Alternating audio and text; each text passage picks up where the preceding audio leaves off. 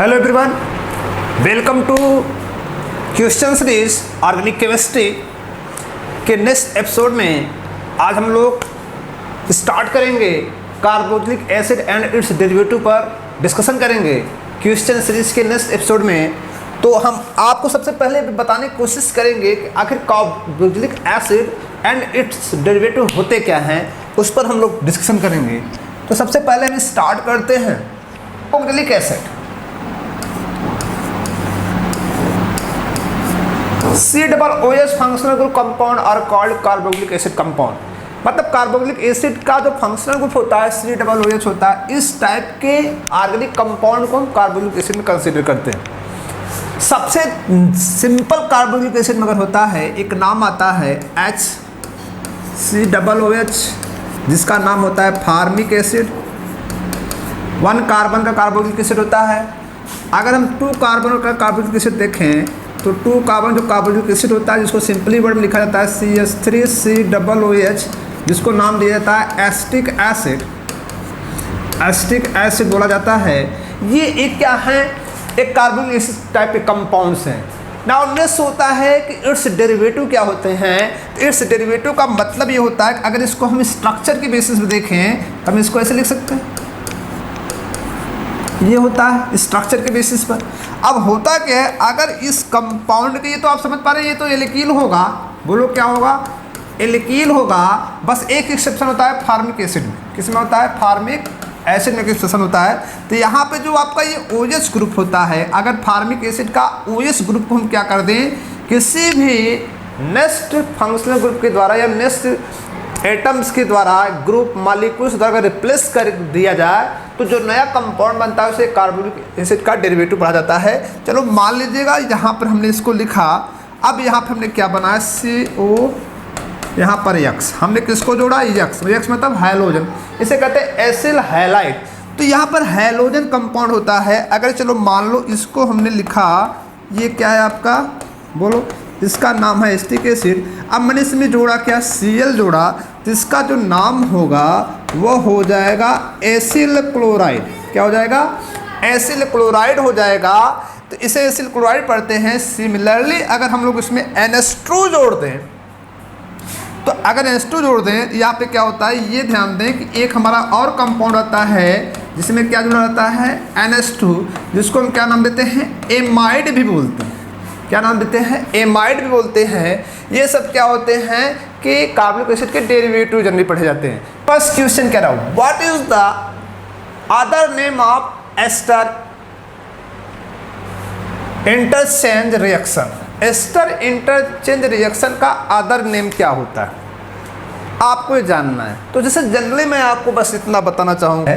चलो मान लेते हैं ये हमारा कोई ये हमारा कोई एस्टर है, ये R डॉट। अब हम क्या करते हैं, अगर इसका क्या कर दें, इंटरचेंज मतलब ये दूसरे, अगर एस्टर क्या कर जाए, एस्टर क्या कर जाए, रिएक्ट किसके साथ कर जाए, एल्कोहल के साथ कर जाए। किसके साथ कर जाए, एल्कोहल के साथ कर जाए। और एल्कोहल से रिएक्ट करने के बाद क्या बना दे, एक नया एस्टर का फॉर्मेशन कर दे। आप खुद देख पा रहे हैं ये एस्टर है, ये क्या है, एल्कोहल है। एल्कोहल में मैंने क्या यूज़ किया है, एल्किल जो ग्रुप है इस पर डबल डॉट हमने यूज़ किया है, और हमें एक नया एस्टर मिल जाए। ये आप खुद देख पा रहे हैं कि यहाँ पर O और R डबल डैश होगा और R सिंगल डैश वाला OH होगा। तो इसी रिएक्शन को हम कहते हैं एस्टर एक्सचेंज रिएक्शन। क्या इसे एस्टर हम नहीं पढ़ेंगे, ये भी क्या होगा, एस्टर होगा, ये भी क्या होगा, एल्कोहल होगा। क्या होगा, एल्कोहल। और इसी टाइप के रिएक्शन को हम क्या कहते हैं, एस्टर एक्सचेंज रिएक्शन। अब नाउ नेक्स्ट ये होता है, जैसे हमने पढ़ा हाइड्रोलिसिस पढ़ा होगा, ब्रेकिंग ऑफ वाटर पढ़ा है। सिमिलरली अगर ब्रेकिंग ऑफ एल्कोहल कर दें तो उसे एल्कोलिसिस कहा जाता है। तो एल्कोहलिसिस जानने का मतलब आप खुद समझ सकते हैं। अगर हम यहाँ से किसको तोड़ें, इस ब्रांड को तोड़े, ROH, जैसे आप वाटर में किसको तोड़ते हैं, H और OH को ब्रेक किया जाता है। बोलो, तो यहाँ पर हम R डॉट और OH को ब्रेक करते हैं, और यहाँ पर भी हम इसको ब्रेक कर दें तो क्या हो जाएगा बताओ, यहाँ पर क्या था, ब्रेकिंग ऑफ एल्कोहल हो रहा है। और ब्रेकिंग ऑफ एल्कोहल को एल्कोलिसिस बोलते हैं। तो इस रिएक्शन में होता क्या है कि जो एस्टर होता है वह एल्कोलिसिस करता है और एक न्यू एस्टर का फॉर्मेशन करता है। तो आपका जो ऑप्शन होगा कीटोलिसिस, एल्कोलिसिस, एल्डिहाइड, नॉन ऑफ दिस, ये कोई नहीं। तो यहाँ पर जो आपका ऑप्शन होगा, ऑप्शन क्या होगा, बी ऑप्शन आपका क्या होगा, राइट होगा। क्या होगा, राइट होगा। Complete the following reaction, complete the following reaction आपसे कह रहा है। अब कंप्लीट द फॉलोइंग रिएक्शन के लिए अगर हम लोग देखें इसमें क्या कर रहा है बताओ, ये क्या आपका है, एस्टर है, क्या एल्कोहल। तो हमने भी आपको बताया, इसको अगर हम लिखना चाहें लिख सकते हैं CH3, इसको हम लिख रहे हैं O, ये आपका क्या है C2H5। इसका रिएक्शन किसके साथ हो रहा है, CH3 और OH के साथ हो रहा है। इसका अगर हम लोग नाम दें तो इसका नाम होगा एथिल एथनोएट। क्या होगा, एथिल एथेनोएट इसका नाम होगा। इसका नाम होगा मेथेनॉल। क्या होगा, मेथेनॉल होगा कि नहीं, IPAC नेमिंग से। अब ये जब रिएक्शन करेगा, अभी हमने आपको बताया कि इसमें ब्रेकिंग होगी, अभी हमने बताया कि इसमें क्या एक्सचेंज रिएक्शन होगा। जब एक्सचेंज रिएक्शन होगा इसमें ब्रेकिंग होगी, और जब ब्रेकिंग होगी किसकी होगी, एल्कोहल की, और यहाँ से ब्रेकिंग होगी। बताओ खुद आप समझ सकते हैं, जहाँ पर C2H5 तो कौन आ जाएगा, CH3, और इसका जो नाम होगा इस एस्टर का, जिसका नाम आप खुद देख सकते हैं O, यहाँ पे क्या आ जाएगा, CH3 आ जाएगा, प्लस क्या हो जाएगा C2H5 और OH। एल्कोहल में एस्टर क्या हो जाएगा बताओ, एस्टर आपको हो जाएगा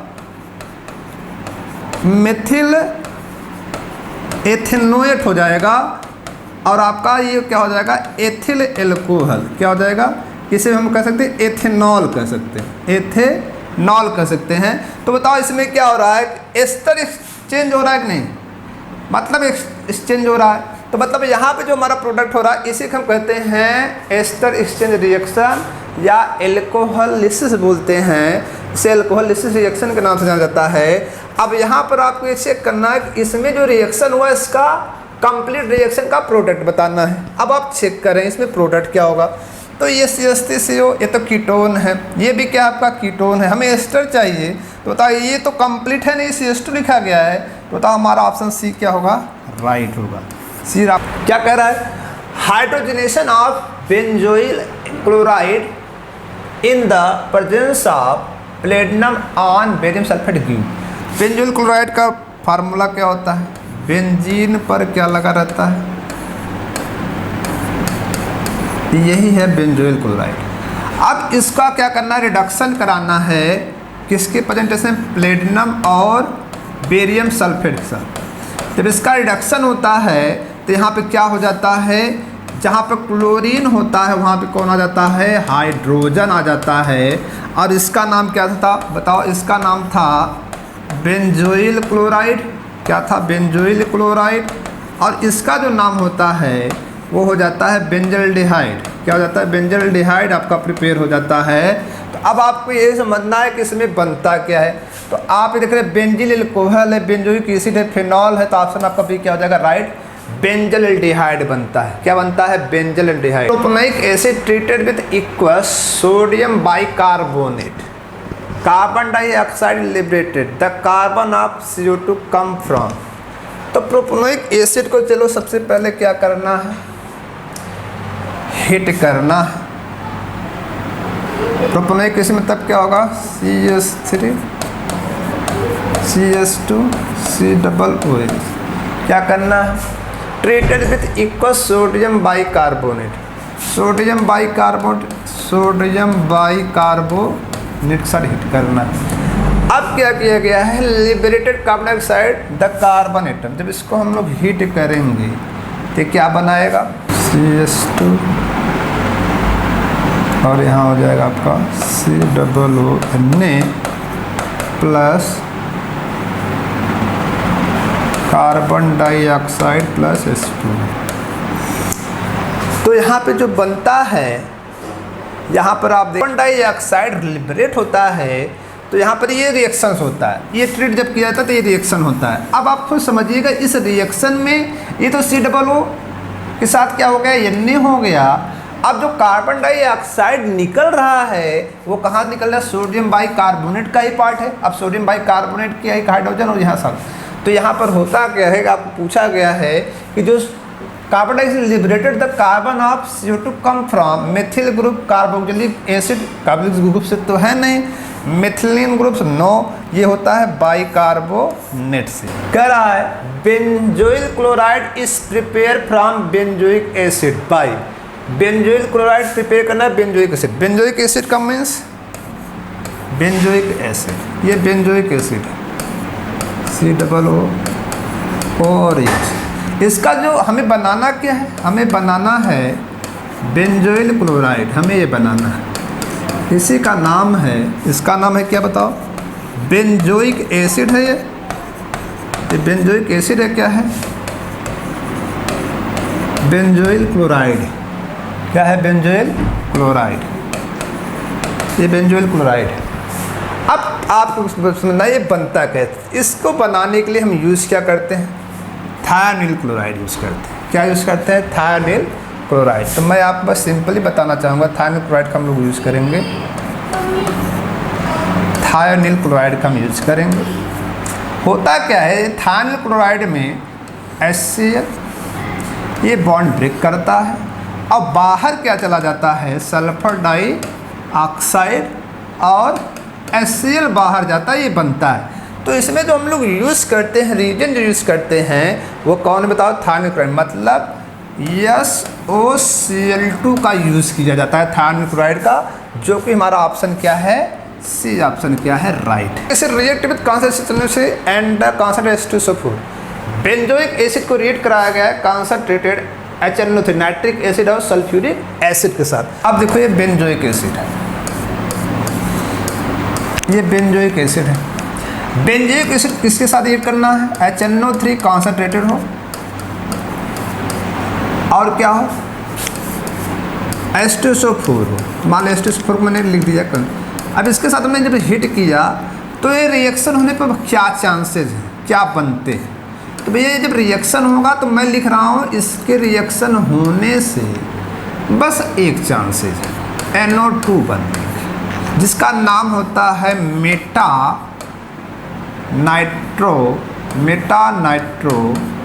क्या होगा, meta nitro benzoic acid, Meta nitro benzoic acid. अब ऐसा क्या रीजन है, तो बताओ आप सिंपली भाषा में समझते होंगे, ये HNO3 और प्लस H2SO4 को जो हम लोग क्या करते हैं, इस कॉन्सेंट्रेट क्या करते हैं, मिक्स करते हैं, तो हमें एक नाइट्रोनियम इलेक्ट्रोफाइल मिलता है, मतलब ये इलेक्ट्रोफिलिक रिएक्शन है। और जनरली हम ये भी जानते हैं कि ये जो ग्रुप होता है ये मेटा डायरेक्टिंग ग्रुप होता है। बेंजीन रिंग को क्या करता है, डीएक्टिवेट करता है, मतलब ये मेटा डायरेक्टिंग ग्रुप होता है। तो बताओ ये जब मेटा डायरेक्टिंग ग्रुप है, इसको डीएक्टिवेटिंग ग्रुप बोलते हैं, तो वो इलेक्ट्रोफाइल को कहाँ मैसेज करेगा, बोलो, इलेक्ट्रोफाइल को मैसेज करेगा, मतलब NO2 को कहाँ जुड़ने को बोलेगा, मेटा डायरेक्टिंग ग्रुप है ये। जब मेटा डायरेक्टिंग ग्रुप है तो कहाँ मैसेज देगा, ये आपका क्या है, मेटा पोजीशन है, तो इस मेटा पोजीशन में मैसेज देगा, आओ हमारे मीटर पर बैठ जाओ। तो ये क्या बना देगा, मेटा नाइट्रो बेंजोइक एसिड। चलिए हम आते हैं अपने आंसर की तरफ, देखते हैं। तो हमारा आंसर फर्स्ट करा ortho nitro benzoic acid, para nitro benzene. अरे भाई तो है नहीं, क्योंकि ये जो ओइक एसिड होता है वो बेंजीन क्या करता है, डीएक्टिवेट करता है और मेटा डायरेक्टिंग शो करता है इलेक्ट्रोफाइल के लिए। तो बताओ meta nitro benzoic acid and ortho para दोनों, इसमें कौन सही होगा, meta nitro benzoic acid. Formic acid and acetic acid are distinguished by reaction with. देखो फार्मिक एसिड और एस्टिक एसिड को डिस्टिंग्विश करने का एक सिंपल तरीका और होता है, वो तरीका होता है टॉलेंट टेस्ट। टॉलेंट टेस्ट से भी हम अलग कर सकते हैं। फार्मिक एसिड जो होता है टॉलेंट टेस्ट देता है, लेकिन एस्टिक एसिड नहीं देता, पहला रीजन होता है। दूसरा जो होता है सबसे इम्पोर्टेंट यहाँ पर हमें चेक करना है कि sodium ethoxide, sodium 2,4 dinitro phenyl hydrazine, और ये क्या आपका है, मर्क्यूरी क्लोराइड।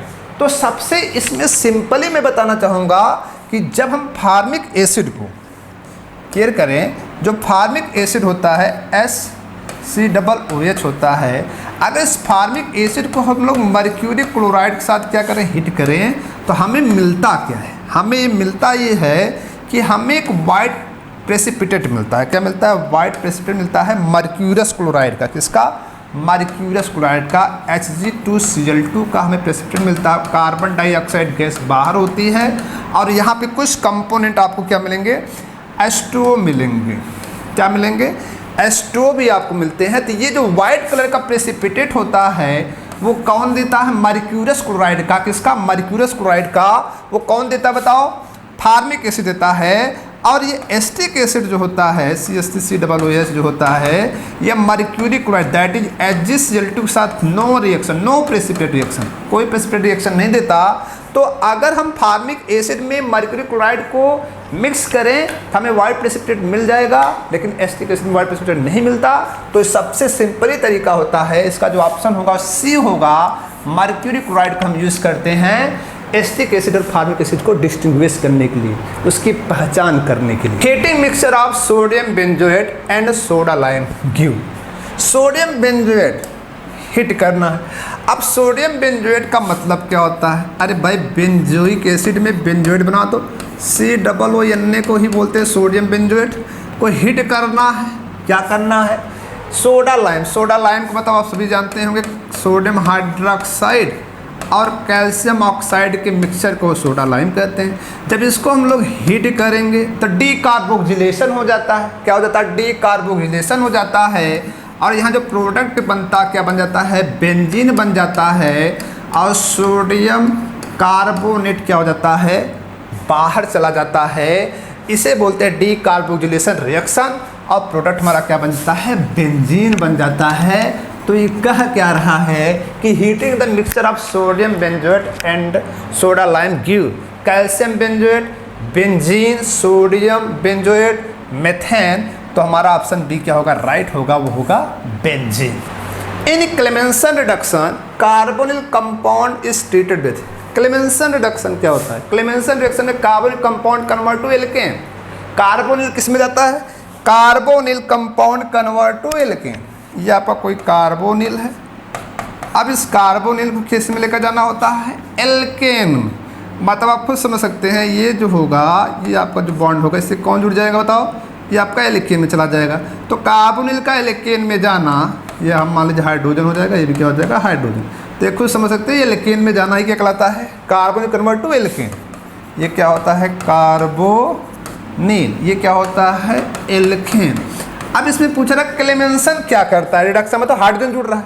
तो इस रिएक्शन में क्या होता है, जो क्लेमेंसन का रिएजेंट होता है वह होता है जिंक अमलगम, ZnHg होता है। और क्या होता है, हाइड्रोजन क्लोराइड होता है। क्या होता है, हाइड्रोजन क्लोराइड होता है। जिंक अमलगम और हाइड्रोजन क्लोराइड की प्रेजेंटेशन में कार्बन किस में चला जाए, एल्केन में रिड्यूस हो जाए, उस रिएक्शन को कहते हैं क्लेमेंसन रिडक्शन रिएक्शन कहते हैं। लेकिन अगर मान लीजिएगा यही कार्बोनिल कंपाउंड, ये जो कार्बोनिक कंपाउंड है अगर ये किस में जा रहा है, एल्केन में जा रहा है।